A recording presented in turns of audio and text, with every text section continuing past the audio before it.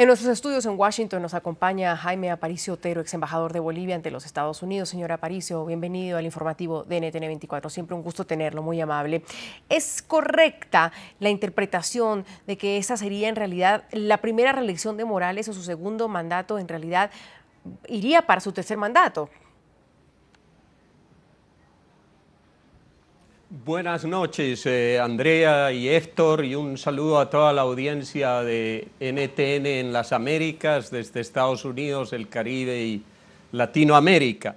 Esta es una decisión que desde el punto de vista jurídico es muy fácil de rebatir. El problema es que hay una segunda dimensión en esto, que es la dimensión política.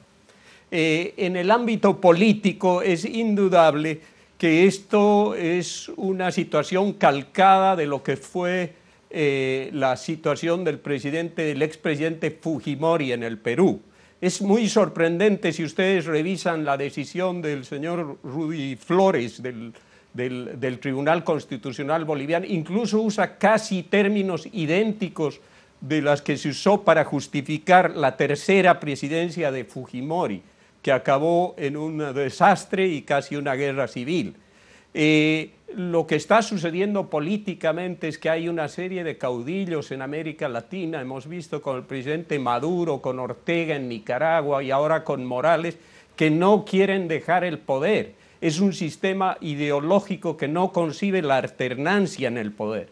Y por eso tienen este afán de controlar el Tribunal Constitucional, la justicia, los fiscales, etc.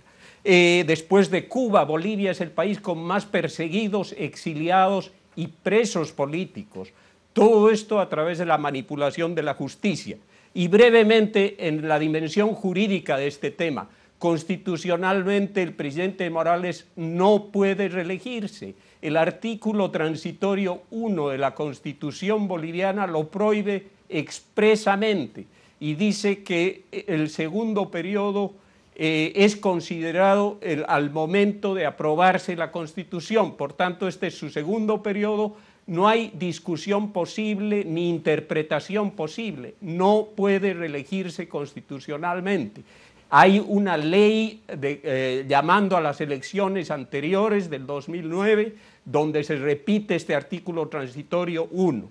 Segundo, el Tribunal Constitucional Boliviano se ha referido no a la Constitución, sino a la ley que ha presentado el gobierno, una ley interpretativa, exactamente igual a la que hizo Fujimori, que se llamó Ley Interpretativa Auténtica. Acá no han usado el término auténtico, pero sí el término interpretativa.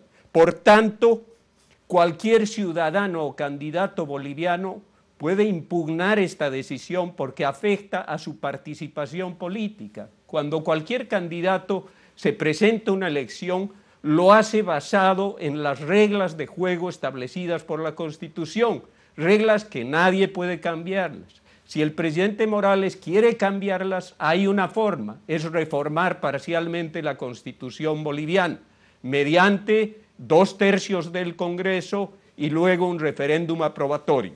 Finalmente, si el presidente quiere reelegirse, debe ir por esta vía, no hay otra. De otra manera, será uno más de los presidentes inconstitucionales que tanto han afectado negativamente a la historia de América Latina. Y no va a ser el primero, ni lamentablemente el último. Señor Aparicio, Héctor Fabio Cardona le habla. Su descripción es muy importante porque además habla de fenómenos que están ocurriendo desde Guatemala hasta prácticamente Argentina. Pero le pregunto, si fue el Tribunal Constitucional el que acaba de decir que sí es exequible y que sí es correcto que se presente, ¿ante quién pueden los bolivianos impugnar esta decisión? Esa es una excelente pregunta. Esto fue sometido viciosamente por el gobierno al Tribunal Constitucional. No se sometió la Constitución para que la interpreten, sino una ley interpretativa. Pero en cualquier régimen jurídico, y como todo ciudadano sabe, la Constitución prevalece y la Constitución es muy clara.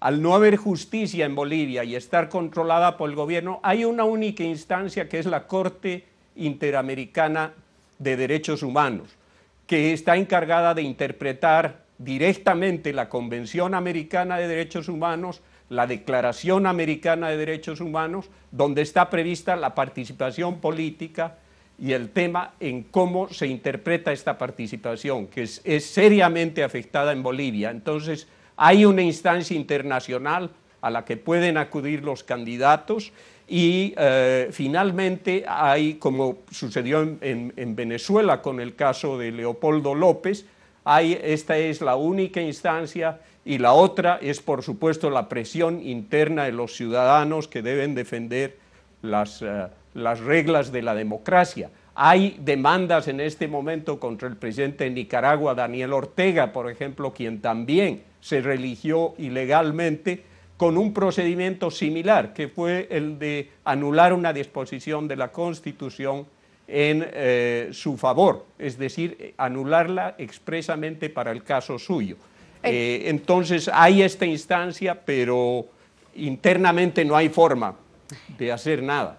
Ex embajador, finalmente, esta es como una enfermedad que se está propagando en América Latina, una tendencia evidentemente inconstitucional. Ya no solo que le espera a Bolivia, sino al continente entero cuando estamos viendo esto ya hace décadas.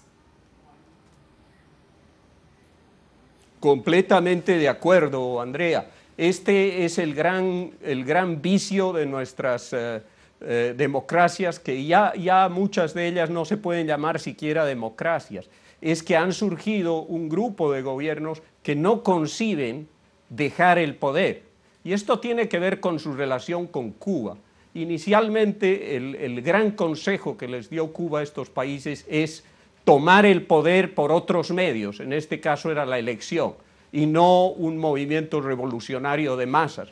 Pero en el fondo es lo mismo, porque el segundo paso es, una vez en el poder, no pueden dejar el poder.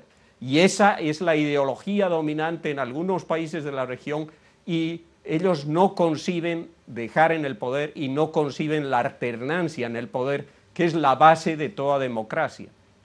Jaime Aparicio Otero, ex embajador de Bolivia ante los Estados Unidos. Muchas gracias por su compañía esta noche en NTN 24.